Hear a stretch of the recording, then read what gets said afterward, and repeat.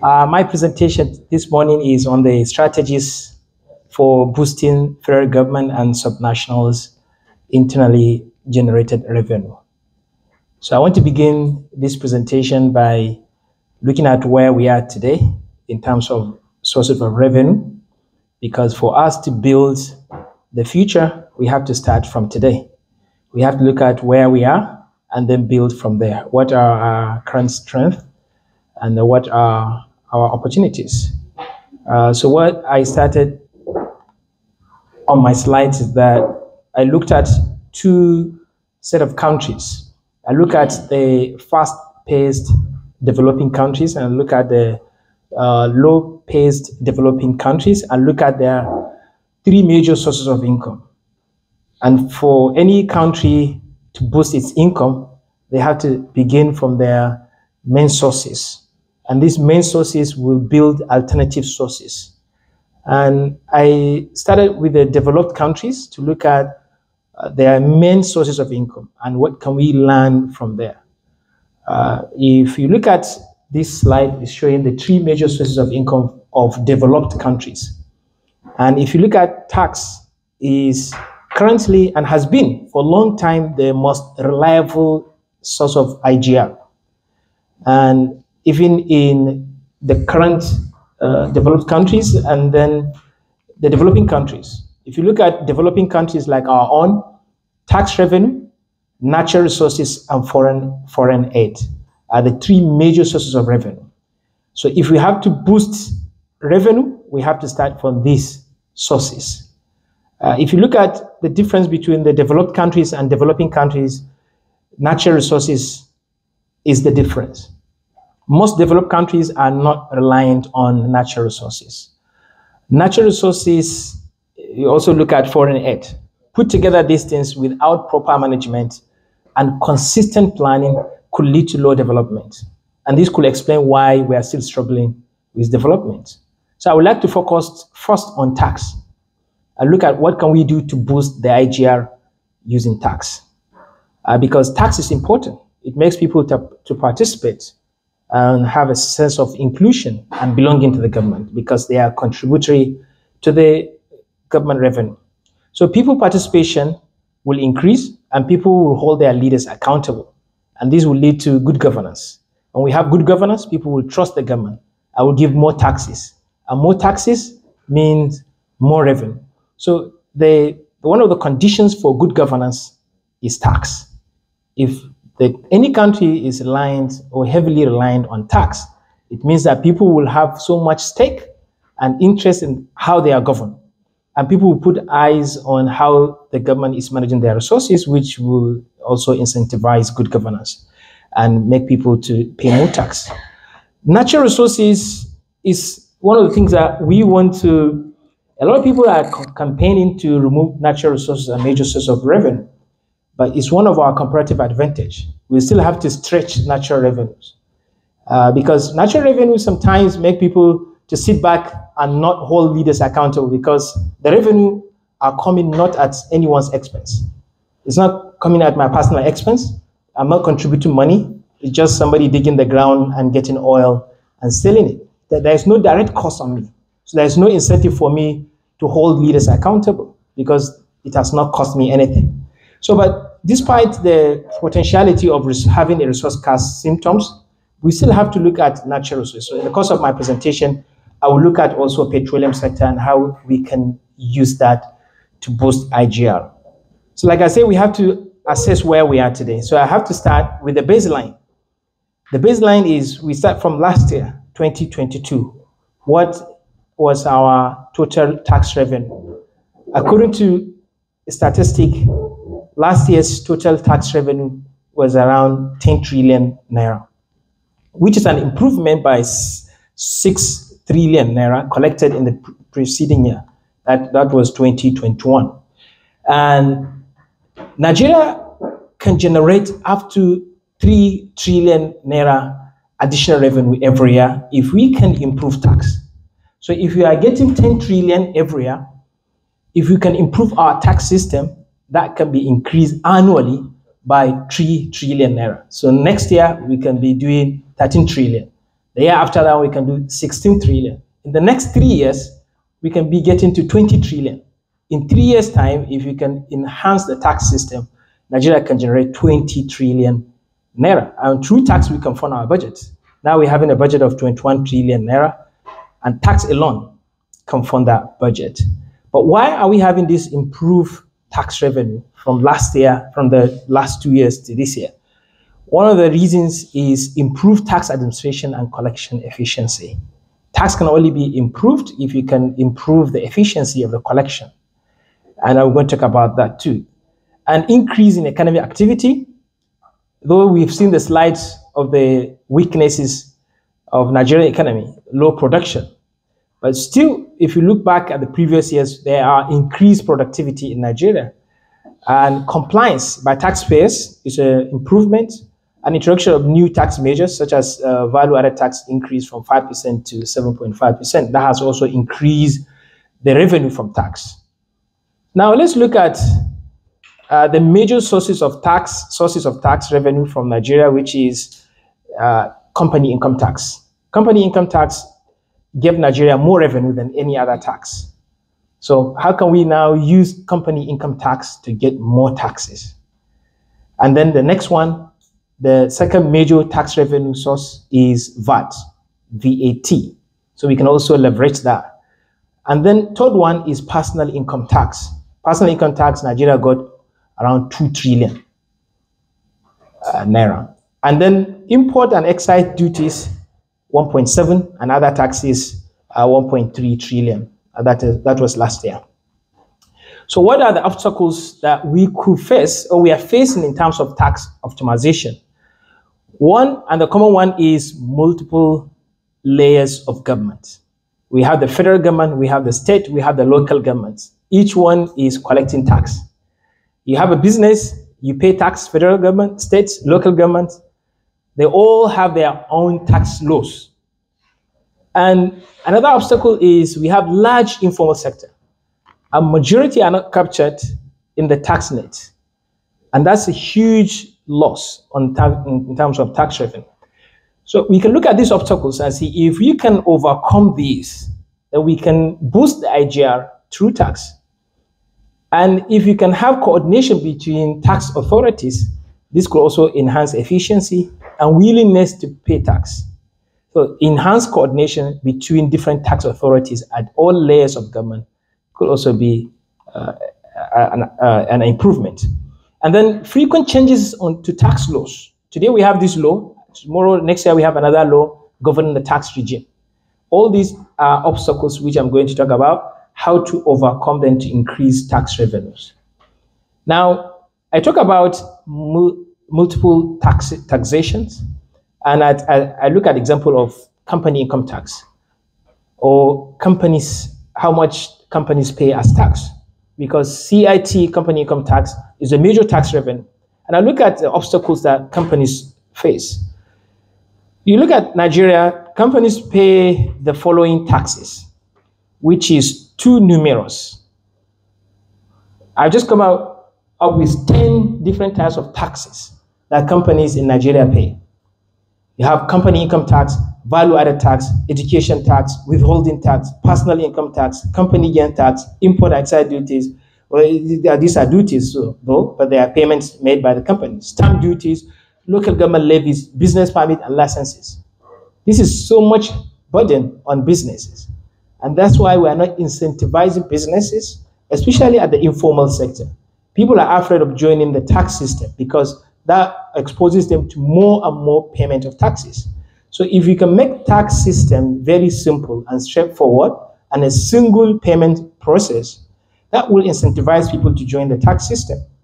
And informal sector, most especially small businesses, they are afraid of joining the system because of so much taxation and burden on them. And that's why people evade tax. Tax evasion, according to the World Bank, Nigeria loses an estimated 10 trillion naira in tax revenue each year due to tax evasion. So if we are doing 10 trillion this year, if we can tackle tax evasion and encourage people to pay tax, that we can be doing 20 trillion. What we are getting is exactly what we are losing. We get 10 trillion and we are losing 10 trillion.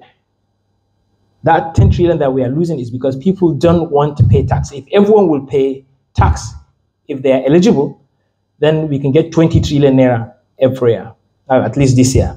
Can we go back to the last slide? Okay. Number 2, 4, and 5. Number 2 is if the company consumes the VAT. Yeah. But number 4, it's not tax per se. Okay. Yeah. It's a withholding tax. Yes. Against future tax liability. When you give a contract, so you withhold something. And then number 5, personal income tax. The company does not pay personal income tax. To the individual, the one in the company, yeah, who are working there, who pay this thing. So I want us to revisit this. Okay. But if I may comment, sir, number 4, what of dividends? What tax do you charge? Is it not withholding? Yeah. No, I'm just trying to. Oh. So what I'm saying, sir, when you receive dividend, your dividend is taxed 10%. Yes. Withholding tax, sir. So that one should be captured, sir. Withholding tax. It's not only for businesses, sir. Even individuals. When we collect our dividends, we are charged 10% of it as withholding tax. Of the company. He said how many taxes companies pay. Included the yeah. Okay, sir. But maybe you will look for a way of. Yeah. Yes. So well, the idea is just to give samples of some of the taxes or money companies are paying to the government. So I agree that personal income tax is not paid by the business themselves, but individuals. Yes. Yeah. Even as a company, when I give service to an agency as a company, yeah, I will pay withholding tax, yeah, which is impact of tax. That's yeah. The main catch here is that companies are exposed to several payment of taxes, which is discouraging. So, but we can go specific to start screening this. Which one are we going to add? But eventually, we're going to be left with several taxes. These are few of that are left that are just present here. Let's move forward. But thank you for the observation. And what we are losing from tax evasion is about 7% of our GDP.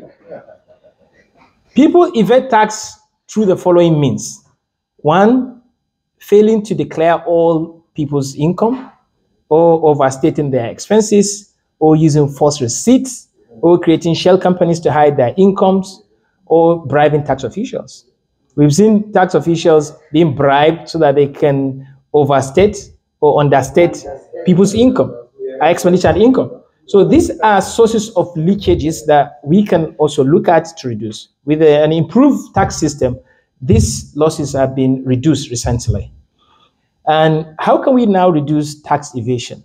The first thing we need to do is to simplify the tax system, reduce the number of taxes that business and individuals have to pay, and then harmonizing the tax laws across different levels of government so that people will not be exposed to different laws of taxes, and coordination between tax authorities at all levels, reducing the frequency of changes on tax laws. You're paying this tax and next year they bring another tax or system, things like that.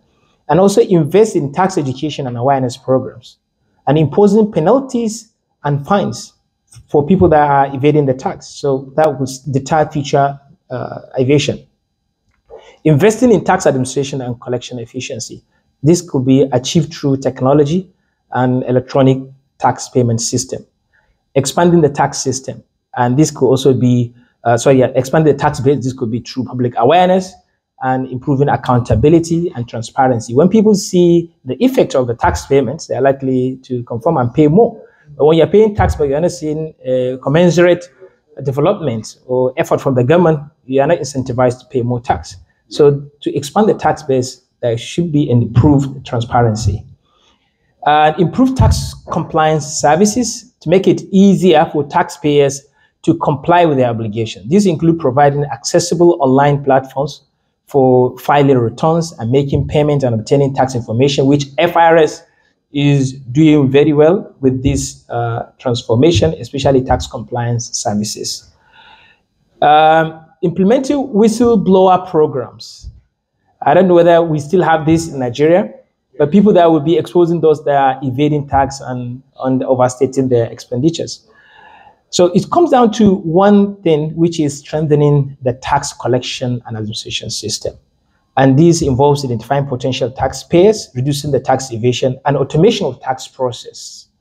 To make the tax very simple and convenient, and this will help in also avoiding corruption and awareness of the process. People should be aware of the process of tax payment. Some people are willing to pay tax, but they thought tax is a very complex thing. They don't know where to start. Could they pay tax from the comfort of their homes? Now I can see there is a platform FRS that is introducing where people can pay tax from the comfort of their homes. This will also enhance the tax collection. To boost revenue through tax, there must be tax reforms. Nigeria, we are also doing good with this one. The president has announced the committee that will be looking at the tax reforms that will address these issues. So periodic review and updating tax policies to ensure that they align with the current economic realities, and revising the tax rates. Some of the tax rates have to be reduced because of the economic hardship. The removal of subsidy made life difficult. Expanding the tax base by making the tax attractive, and eliminating or reducing ineffective tax incentives. There are some incentives that are not necessary, and these are leakages. So to improve tax revenue, there must be public awareness. People should be aware of why they should pay tax. People lack trust in government, and because they don't see tangible compensation or the effect of them paying the tax. So another challenge why people are not willing to pay tax is because of increasing expenditure burden on people. Now, as individuals, we are responsible for our children's education, healthcare of our family. We are responsible for energy, housing, everything. We are our own government in most cases. And now we are saying that we should pay tax again. So if we can relieve people of some expenditures, this could incentivize them to pay more taxes. And that's public awareness. For us to improve tax revenue, we have to also invest in infrastructure, because developing this critical infrastructure, especially roads, electricity and water supply and security, can attract private investment and stimulate economic activities, which will also lead us to higher tax revenues. So investing in infrastructure. So that's why even if you have to borrow money, the borrowing should be to invest in infrastructure, because those infrastructures could give us more revenue. Ease of doing business. It's very difficult to do business in Nigeria, but if you can create business-friendly environment by streamlining bureaucratic processes, reducing the regulatory hurdles, and ensuring ease of doing business, we can attract more investment and boost economic growth, which will also increase our IGR. Fixing corruption. Corruption in the business processes are also serving as hindrance to the ease of doing business, which also reduces the tax revenue. Bureaucracy, a lot of red tapes. So many red tapes and bureaucracy in the process of doing business in Nigeria. There was a time when we imported a machine from China, and we faced so many red tapes and so many payments we have to pay and bribes we have to pay just to transport it from Lagos to Katsina. And that's made life very difficult, and it incurs so much additional cost as a result of that. Security is also process of easing the business and also access to finance, making access to finance easy for people to do business and to start business. Collaborating with the private sector through public-private partnership can lead to infrastructure development and service provision that generates revenue for the state, while also improving service quality. Another way of boosting revenue is through transfer of assets. There are so many non-performing assets that government is still holding, which are more of a burden on the government. The government can sell these assets and transfer the ownership, maybe it could be through concession, so that it will be managed effectively. The government will be making money. Instead of losing money from this non-performing asset, the government could convert them into performing assets.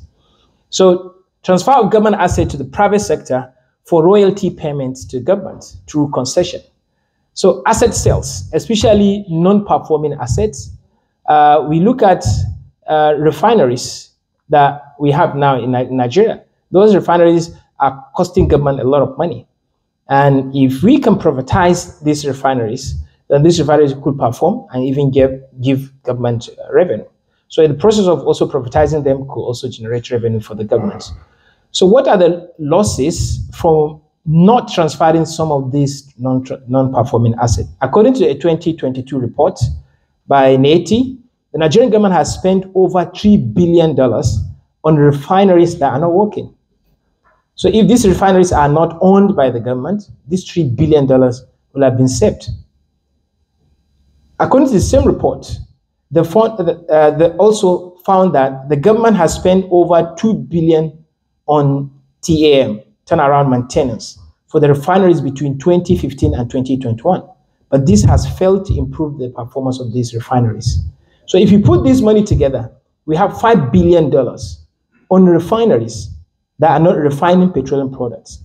And the biggest bill in our import basket is still refined petroleum. If you can substitute this refined petroleum importation, the value of Naira will appreciate.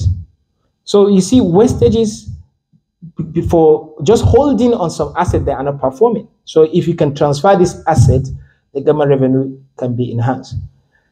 It is estimated that the country loses over $2 billion in revenue every year due to the importation of refined petroleum products.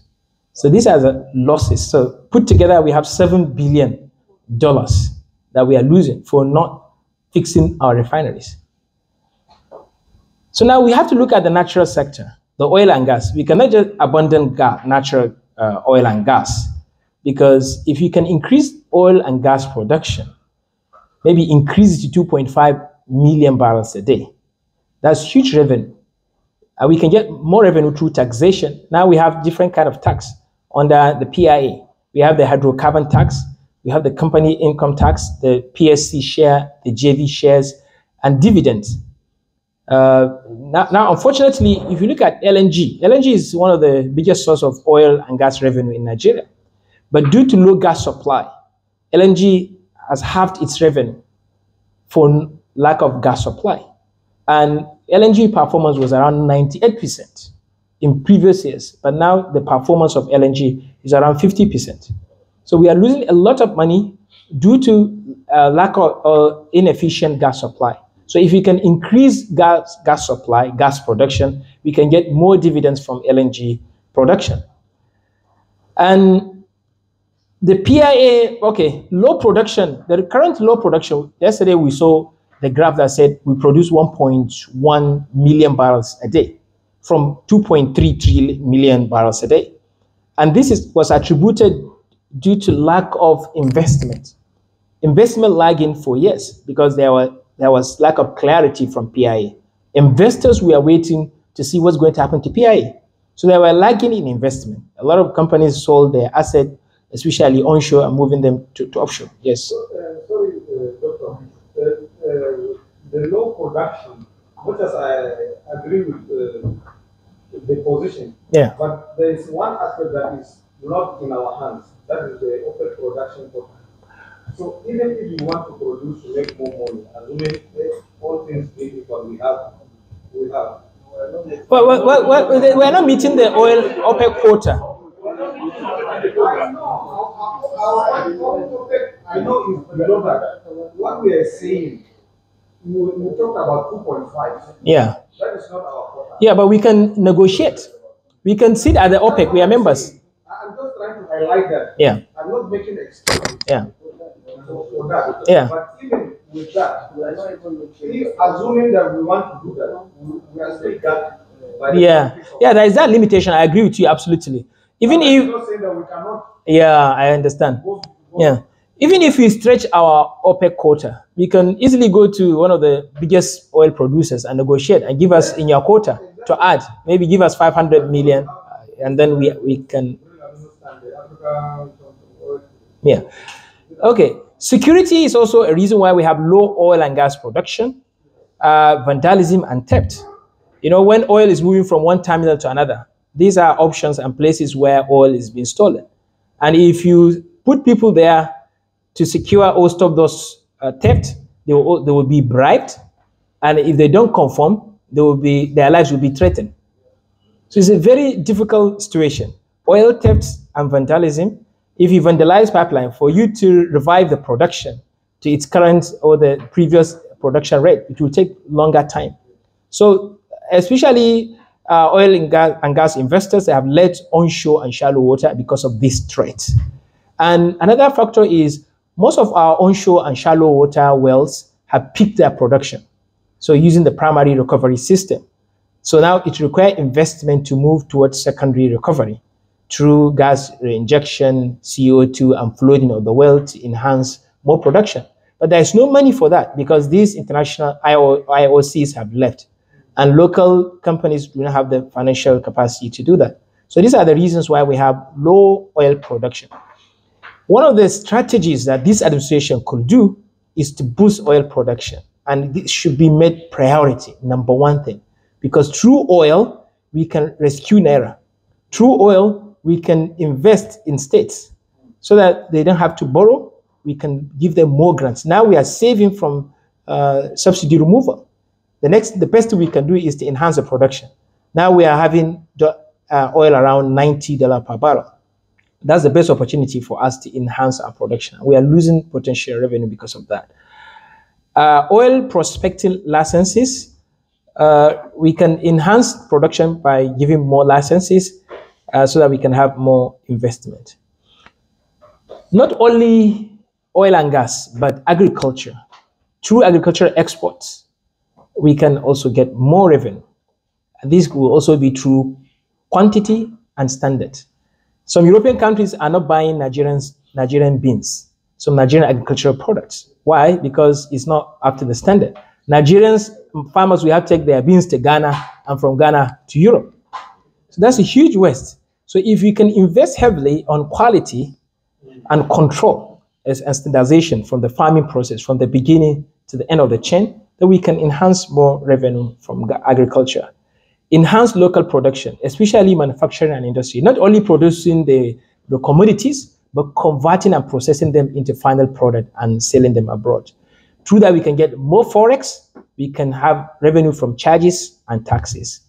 Even though we can look at the value of agriculture export in Nigeria over the years is improving, but we can do more, 2.5 trillion naira. Agriculture should give us anything above 10 trillion naira. So we are underperforming in terms of agricultural exports because that's one of our best comparative advantage apart from oil and gas.